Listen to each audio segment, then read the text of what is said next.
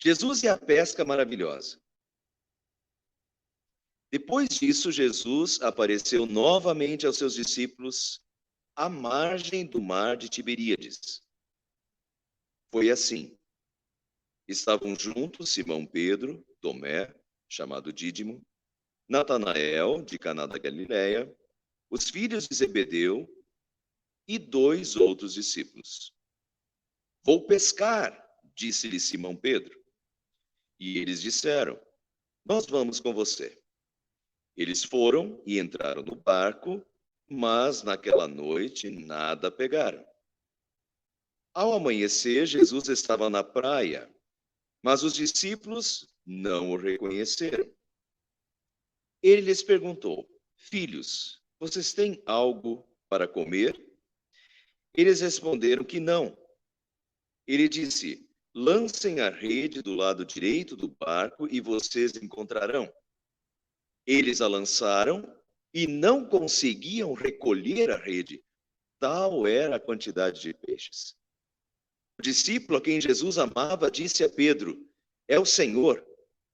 Simão Pedro, ouvindo-o dizer isso, vestiu a capa, pois a havia tirado, e lançou-se ao mar. Os outros discípulos vieram no barco, arrastando a rede cheia de peixes, pois estavam apenas a cerca de 90 metros da praia. Quando desembarcaram, viram ali uma fogueira, peixes sobre brasas e um pouco de pão. Disse-lhes Jesus, tragam alguns dos peixes que acabaram de pescar. Simão Pedro entrou no barco e arrastou a rede para a praia. Ela estava cheia, tinha 153 grandes peixes. Embora houvesse tantos peixes, a rede não se rompeu. Jesus lhes disse, venham comer. Nenhum dos discípulos tinha coragem de lhe perguntar, quem és tu? Sabiam que era o Senhor. Jesus aproximou-se, tomou o pão e o deu a eles, fazendo o mesmo com o peixe. Esta foi a terceira vez que Jesus apareceu aos seus discípulos depois que ressuscitou dos mortos. Então, essa aqui é uma das imagens do Mar da Galileia. O Mar da Galileia é bastante grande, não é mar, na verdade se chama assim, mas não é, mar. Então, Jesus encontra os seus discípulos no mar de Tiberíades. Tiberíades era uma das cidades dessa encosta, que é, na verdade, o Mar da Galileia. Muito bem, vejam que isso já estava predito. Depois da Santa Ceia, na quinta-feira santa, Jesus disse, mas depois de ressuscitar, irei adiante de vocês para a Galileia. Antes de morrer, Jesus já tinha dito isso. Irei adiante de vocês para a Galileia. Galileia. Então, as coisas estão se dando na quinta-feira santa, todos esses eventos, a morte de Jesus se dá em Jerusalém. Depois que Jesus ressuscitou e foi mensagem, uma das nossas mensagens aí depois da Páscoa, que Jesus apareceu para 2 discípulos que estavam indo para Emaús, mas por enquanto ainda estão aqui. Agora, mas Jesus já tinha predito que eles se encontrariam na Galileia. Vejam agora, depois da ressurreição, o que Jesus disse para as mulheres que viram Jesus depois de ressuscitado, no domingo da Páscoa. Jesus disse, vão e digam aos discípulos dele, né? Na verdade não é Jesus, para os anjos que disseram para as mulheres, vão e digam aos discípulos dele e a Pedro, ele está indo adiante de vocês para a Galileia. Lá vocês o verão, como ele lhes disse, porque ele já tinha dito isso antes, a ficha não tinha caído ainda, mas ele já tinha dito isso antes da quinta-feira santa. Então, pessoal, lembrem, né, que ele já disse isso antes, ele está indo adiante de vocês para a Galileia. Então, provavelmente, até por isso, eles foram para Galileia. De Jerusalém, eles foram para Galileia. Vejam, eles estão aqui embaixo, eles vão lá para o último estado, né, de Israel, lá para cima, para Galileia. É o último estado e está lá em cima, mas era a região de Jesus, né? A Galileia. Galileia era a região que Jesus, veja, aqui está Tiberíades, né? Mas veja a Galileia, a partir daqui assim para cima é Galileia. Então o que nós temos na Galileia? Nazaré. Jesus cresceu na Galileia, em Nazaré. O primeiro milagre foi em Caná, né? Jesus transformou a água em vinho. Maria Madalena. Maria Madalena é Maria de Magdala. Maria Madalena é Maria de Magdala. Betsaida é a terra de Pedro e André, de onde Jesus os chamou. Ai de ti, Betsaida, ai de ti, Corazim, porque se em Tiro e em Sidom, países vizinhos, se tivesse feito os milagres que foram feitos em ti, eles já teriam se arrependido há tempo.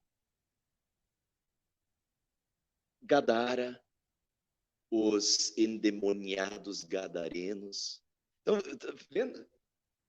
Essa região é uma região que Jesus circulou nesses 3 anos de Jesus circulava por ali. Diversos milagres, os ensinamentos de Jesus, o sermão das bem-aventuranças foi aqui. Então ali foi palco de ensinamentos de Jesus, de milagres de Jesus. A Galileia. E agora Jesus, né? Vão para a Galileia, lá eu os encontrarei. Jesus, de certa forma, volta ao início. E Jesus encontra os seus discípulos no mar de Tiberíades, no mar da Galileia. Quem eram os discípulos? Tomé, justamente aquele que alguns dias atrás, uma semana atrás, tinha duvidado que Jesus tinha ressuscitado. Natanael era daquela região, Natanael, até o texto bíblico diz que Natanael era de Caná, uma cidade ali pertinho. Ele era da Galileia, mas Natanael é aquele que duvidou, disse assim, e por acaso de Nazaré pode sair alguma coisa boa? E daí Jesus disse, eu te vi embaixo da figueira. Daí ele derreteu. Senhor meu e Deus meu. Natanael. Os filhos de Zebedeu, que eram Tiago e João, e Pedro e outros 2 discípulos. Não fala o nome deles. Será que André era um deles? É possível.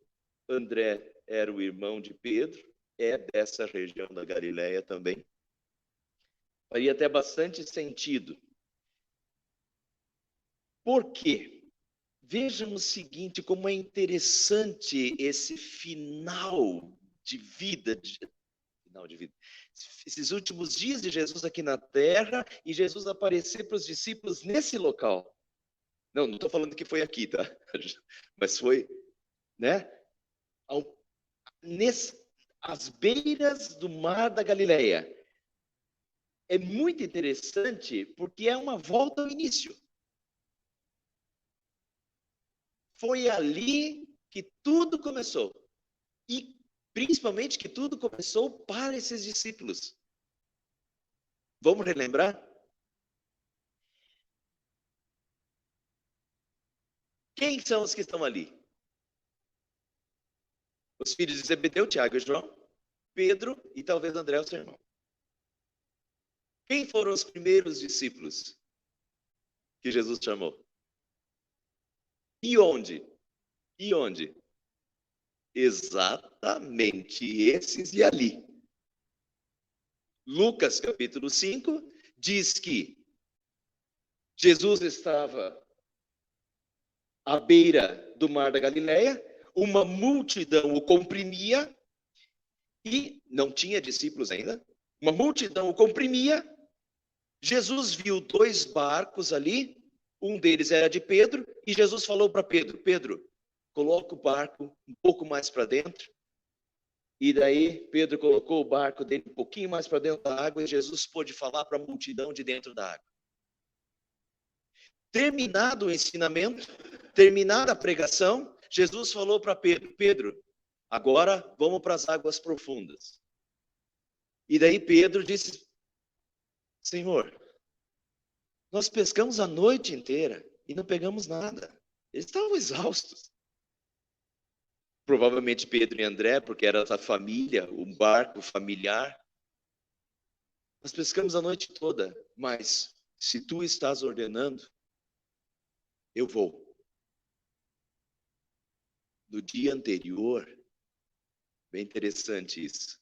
No dia anterior, Jesus tinha curado a sogra de Pedro. No dia anterior.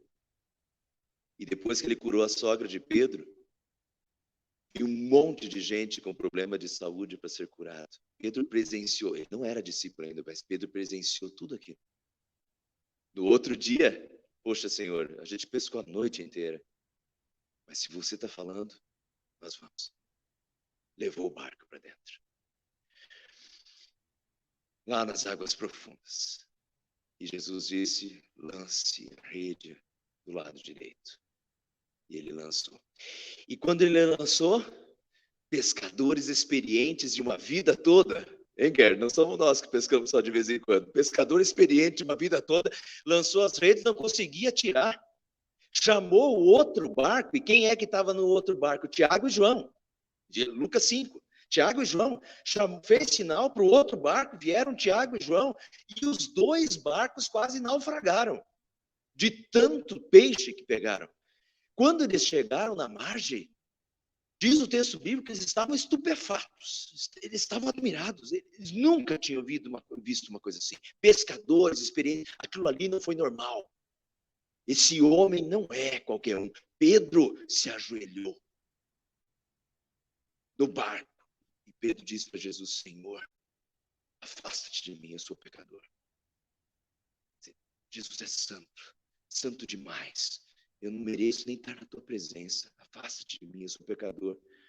E Jesus fala para Pedro, Pedro, você será um pescador de homens. E o mesmo Jesus disse para os outros, Pedro, André, Tiago e João. Isso foi o início, 3 anos antes. O que aconteceu 3 anos antes? A pesca maravilhosa, o milagre. Os 2 barcos não conseguiam arrastar e quase naufragaram com aqueles milhares de peixes. E os 4 chegam na beira e estão estupefatos com Jesus. E diz o texto de Lucas 5 que eles o seguiram. Tudo começou ali. Ali. Para os 4. E a partir de agora eles o seguiram. E a partir de agora eles seriam pescadores de homens.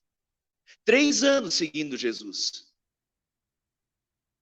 Pescando homens, mas com Jesus. Mas a partir de agora, eles não teriam mais Jesus ali com eles, caminhando com eles. A partir de agora, eles seriam sim pescadores de homens, mas eles teriam que ter a convicção necessária, a fé necessária, para ir sozinhos. Com a presença de Jesus, sim, e sabendo disso e contando com isso, mas sozinhos. Então Jesus aparece para eles agora, antes de subir aos céus, e é uma volta lá ao início.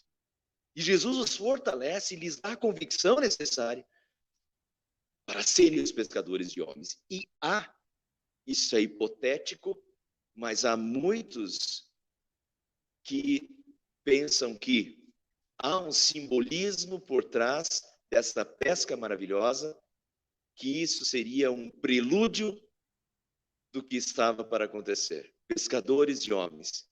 E essa pesca maravilhosa era um prelúdio da grande pesca que estava para acontecer agora que os discípulos iam sair pelo mundo inteiro e da igreja,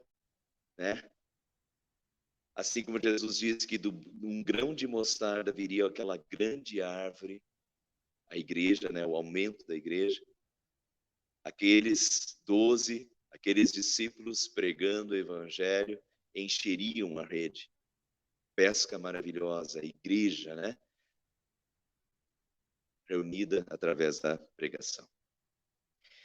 Mas muito bem, eu acho que os discípulos precisavam daquilo ali, precisavam desse encontro com Jesus. Jesus fez questão de aparecer para eles da mesma forma que apareceu na primeira vez.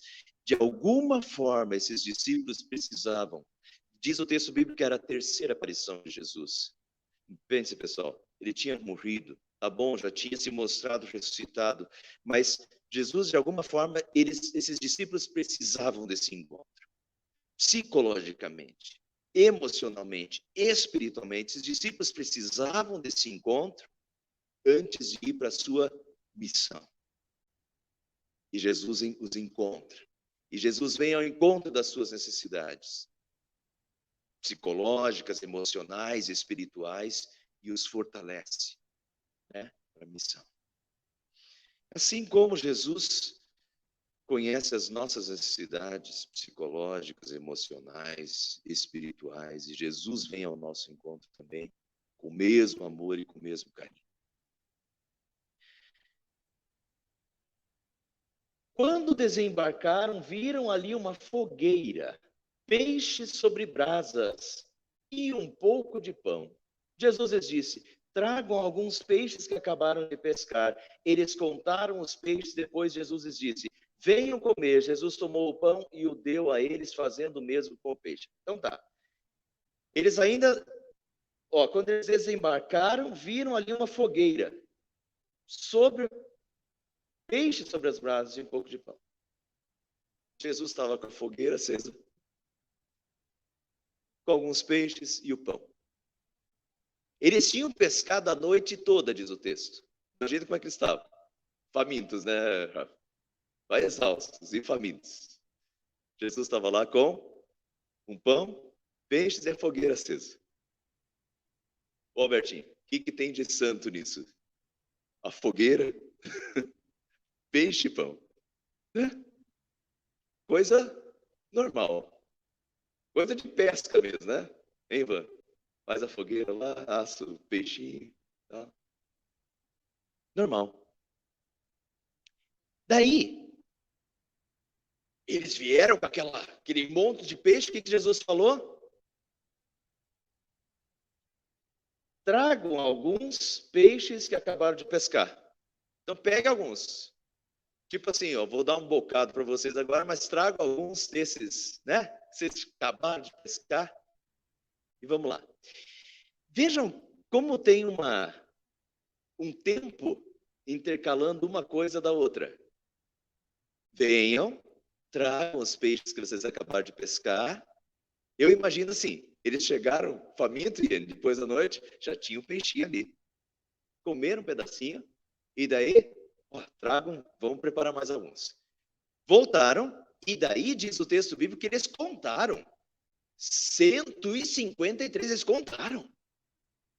Gerd, bom de matemática, falou que tem aqueles pacu de 4, 5 quilos dentro da tua lagoa lá, né? Vamos fazer o cálculo. Diz que 153 grandes peixes. Então, não vamos colocar peixe de 1,5 kg. Vamos colocar uns peixes de 5 quilos. Tá bom? Vendo? Não é pouco peixe, não. Mais ou menos 1 tonelada de peixe eles pegaram. 153 grandes peixes, contaram. Então, veja a cabeça, eles contaram os peixes. Aquilo lá era uma coisa sensacional. Contaram os peixes. Tinha que limpar os peixes, né, seu Jaime? Senão ia perder. Isso não está dentro. Ué, tinha que limpar os peixes. O pessoal pode imaginar isso. Vida normal. Tragam os peixes. Para trazer o peixe, você vai colocar o peixe com a tripa no fogo, né? Eles trouxeram os peixes, eles contaram os peixes, eles limparam os peixes, certo? Foi um dia de preparação ali, foi tudo que uma pesca normal tem. Enquanto eles limpavam os peixes, Jesus ia preparando os peixinhos lá para depois. Como uma pescaria normal, quem já fez pescaria é bem assim que funciona. Depois os peixes limpos, o pessoal lá, 153, né, seu Jaime? Imagina o tempo para limpar 153 peixão. Certo que eles são pescadores experientes, mas 153 peixes, eu calculo no mínimo 2 horas de trabalho, pelo meu pai lá, que tem experiência para limpar peixe. No mínimo 2 horas de trabalho. Eles ficaram limpando os peixes, levaram um peixe lá para Jesus, Jesus já foi preparando. No final, venham comer. Jesus tomou o pão e o deu a eles, fazendo o mesmo com o peixe. Venham comer. Estavam limpando. Venham comer agora. Pegou o pão, serviu eles. Deu peixe, serviu eles. Jesus os serve. Jesus prepara a refeição. Jesus foi o cozinheiro. O que tem de santo em tudo isso, homem? Onde está Jesus, pessoal? A gente imagina Jesus no templo. Jesus num cenáculo. Mas quanto da vida de Jesus, Jesus ficou dentro do templo do cenáculo? Os milagres de Jesus, os ensinamentos de Jesus, tudo se dava na vida, na vivência diária. Ele ia de aqui para lá, tal, entendeu? Andando pelo caminho, ele ensinava, pegava um barco, ia para dentro da água para ensinar. Entende? Vida diária. Vida cotidiana. Aqui Jesus, olha, quanto tempo deu isso aqui? Provavelmente eles acabaram comendo só no almoço. Né? A refeição foi lá no almoço, isso aqui. Venham e comam. Depois de 2 horas, Jesus participou de tudo, uma pesca normal. O que eu quero dizer com isso? Pessoal, Jesus está só aqui, no templo. Onde é que a gente encontra Jesus? Aqui, no templo? Sim, encontramos Jesus aqui. Mas onde Jesus está? Né? Jesus está conosco. Nos nossos afazeres diários, Jesus participa da nossa vida diária. Diária. Daquelas atividades cotidianas. Isso aqui é uma atividade cotidiana de um pescador. Jesus estava lá, fazendo fogo, Martinho. Assando os peixes. Atividade cotidiana das pessoas. Meus irmãos, Jesus continua conosco. Não só aqui na igreja nos domingos, mas cotidianamente, nasquelas coisinhas lá do nosso dia a dia, assando peixe, fazendo fogo, né? Aquelas coisas diárias. Ô, seu Jaime, lá com seus passarinhos, na sua horta, compreende? É atividade cotidiana. Jesus participa do nosso dia a dia. É, Daniel? Ou trabalhar lá no meio dos porcos é indigno para Jesus? Você acha que se não fosse hoje, Jesus não estaria lá no meio dos porcos, trabalhando junto contigo? Como estava aqui no meio dos pescadores, fazendo fogo? Pessoal, Jesus está conosco onde nós estamos, onde os seus filhos estão, participando das atividades cotidianas, corriqueiras, compreende? Corriqueiras, cotidianas, do nosso dia a dia, dos nossos afazeres, cortando árvore lá, né, Cório? Cortando grama. Entende? Para terminar. Quando eles reconheceram Jesus, eu devia ter tirado, pensei que eu tinha tirado, não tirei. Quando eles reconheceram Jesus? Quando?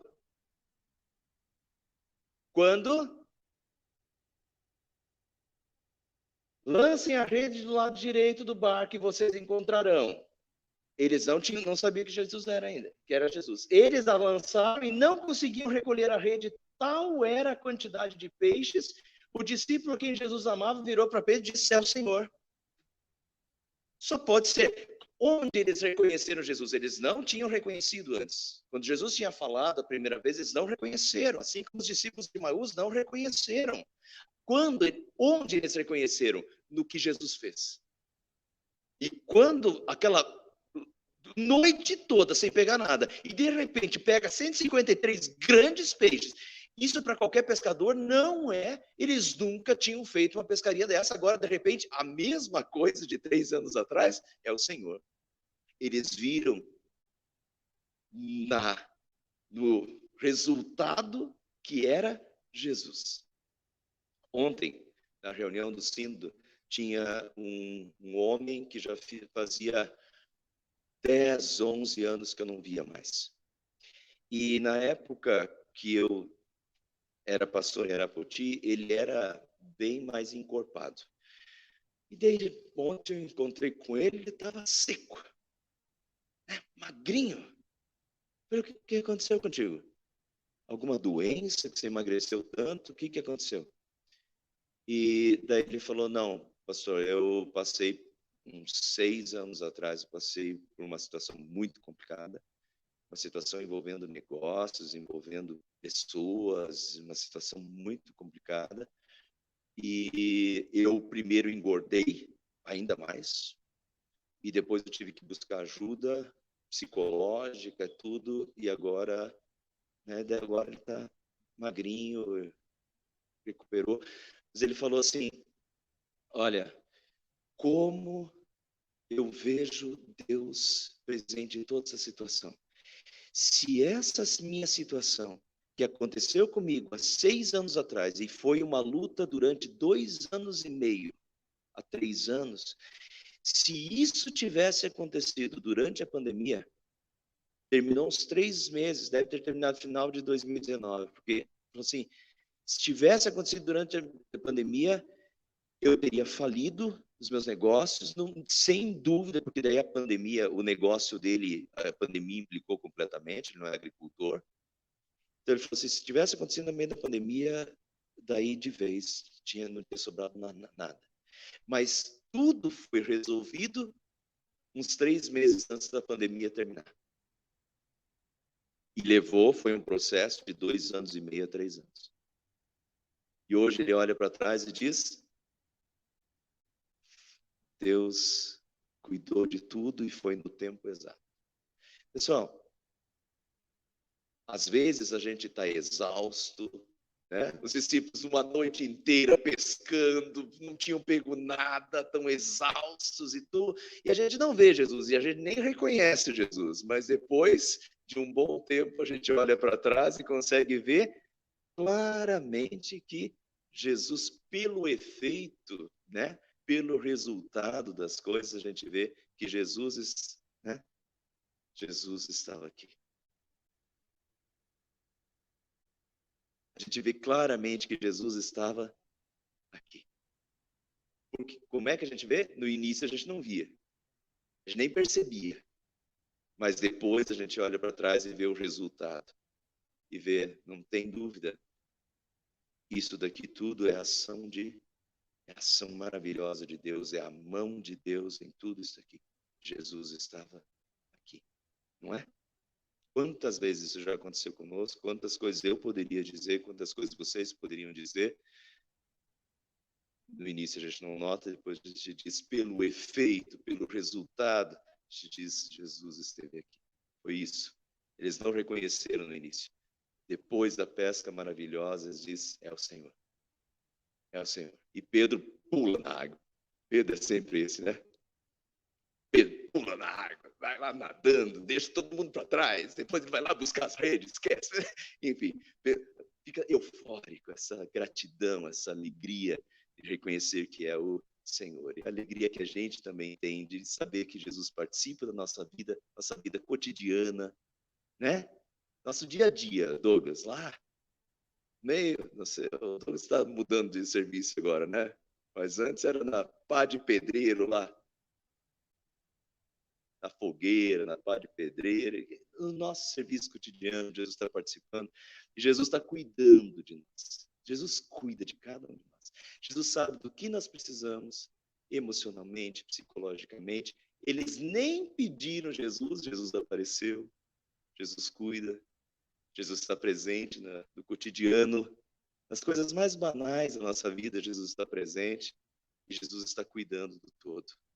de tal forma que a gente olha para trás e diz: sim, é o Senhor.